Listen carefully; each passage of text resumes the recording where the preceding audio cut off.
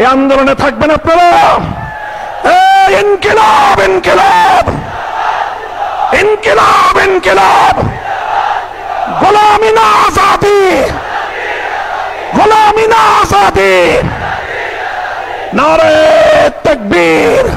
সুতরাং আমি সে কথা স্মরণ করিয়ে দিয়ে বলতে চাই, আমাদের ঐক্যের যাত্রা শুরু হয়েছিল জুলাই বিপ্লবের উদ্দেশ্য বাস্তবায়নের লক্ষ্যে।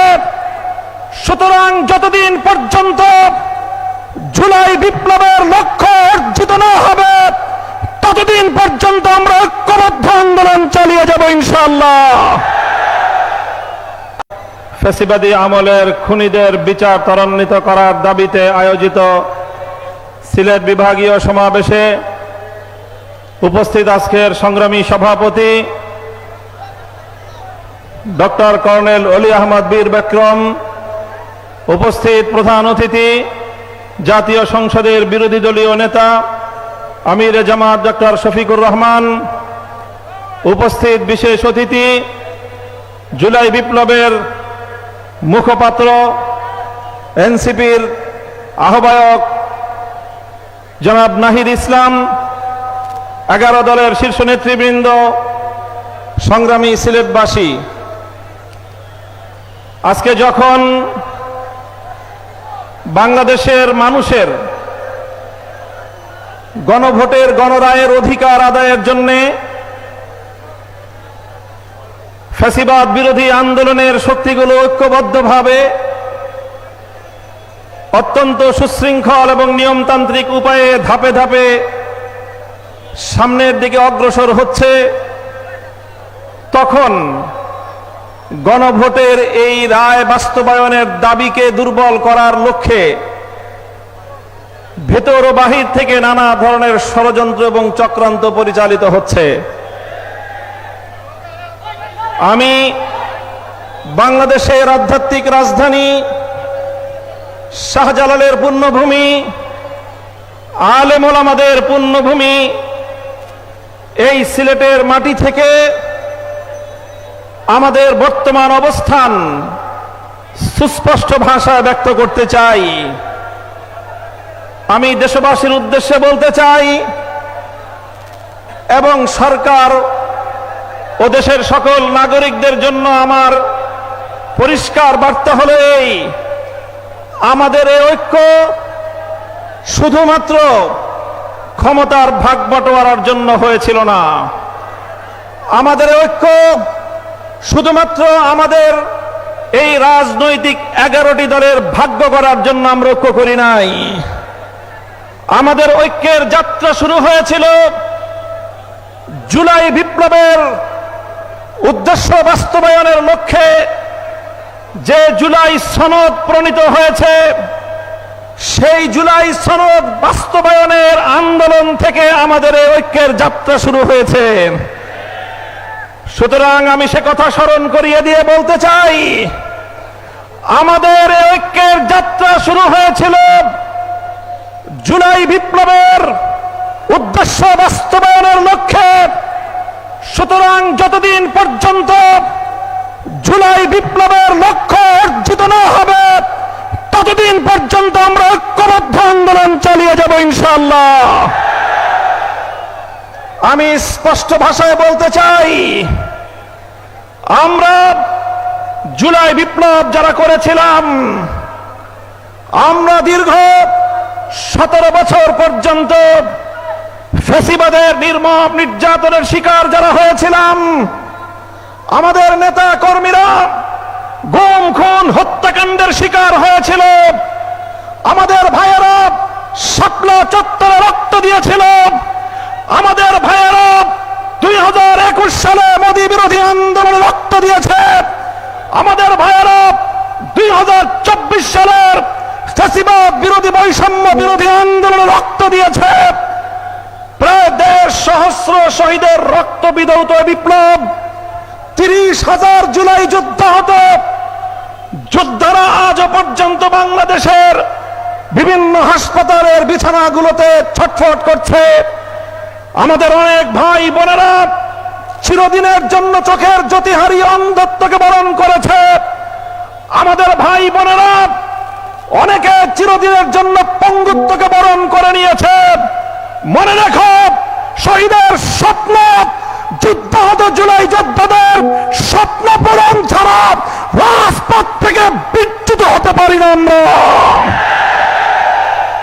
আমি বলতে চাই, বর্তমান সরকারকে আমরা বলতে চাই, আপনারাও ফ্যাসিবাদ বিরোধী আন্দোলনে আমাদের সহযোদ্ধা ছিলেন।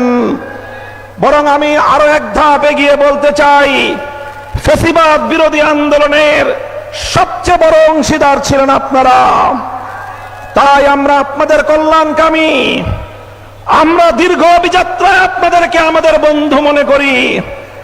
আর বন্ধু মনে করে আমরা যেমন দেশের কল্যাণ চাই, শহীদ প্রেসিডেন্ট জিয়াউর রহমান এবং বেগম খালেদা জিয়ার বিএনপিরও কল্যাণ চাই। আর কল্যাণ চাই বলেই আমরা বারবার বলছি, যেই জুলাই বিপ্লবের উপর ভিত্তি করে ক্ষমতার মসনদে বসেছেন, সেই জুলাই বিপ্লবের সঙ্গে যদি গাদ্দারি করেন, ক্ষমতার মসনদে থাকবার কোনো অধিকার আপনাদের থাকবে না। জুলাই বিপ্লবের সঙ্গে গাদ্দারি করবেন না। দোহাই লাগে, আপনাদের প্রথমে পায়ে ধরে বলবো, তারপরে হাতে ধরে বলবো। যদি পায়ে ধরে হাতে ধরে বললে কথা না শুনেন, ঘাট ধরতে আমাদের এতটুকু হাত কেঁপে উঠবে না। সরকারকে আমরা বলতে চাই, দেখেন আমাদের বক্তব্য পরিষ্কার। 50% জনগণের ভোটের ম্যান্ডেট নিয়ে যেভাবেই হোক, যে পথেই হোক আপনারা সরকার গঠন করেছেন।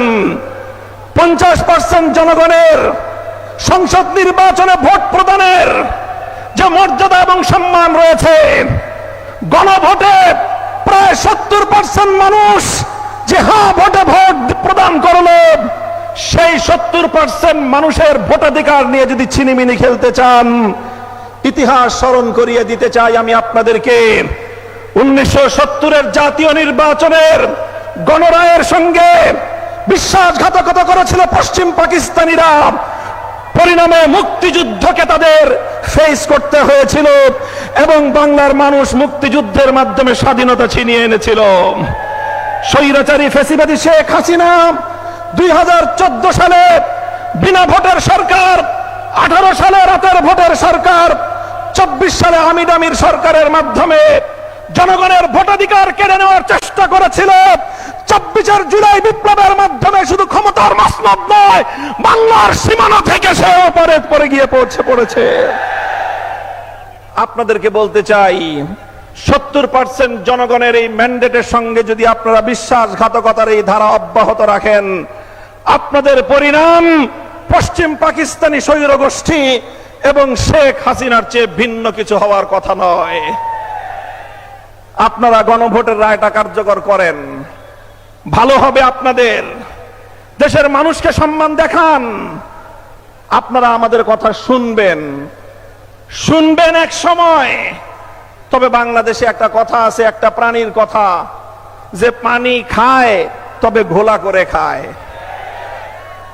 আমি সেই প্রাণীটার নাম বলতে চাইলাম না। আপনাদেরকে যদি প্রশ্ন করি, জানেন পানি ঘোলা করে কোন প্রাণী খায়? আমরা বলেছিলাম এই চুপ করে রাখেন না। আমরা বলেছিলাম শেখ হাসিনার লেসপেন্সার চুপ বাংলাদেশের রাষ্ট্রপতির ক্ষমতার মসনদে থাকতে পারে না। কথাটা ভালো লাগে নাই? কথাটা ভালো লাগে নাই আপনাদের?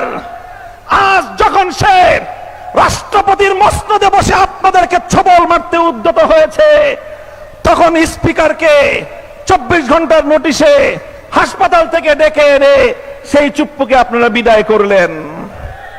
সেই তো পানি খেলেন, সেই তো জলটা খেলেন, ঘোলা করার পরে খেলেন।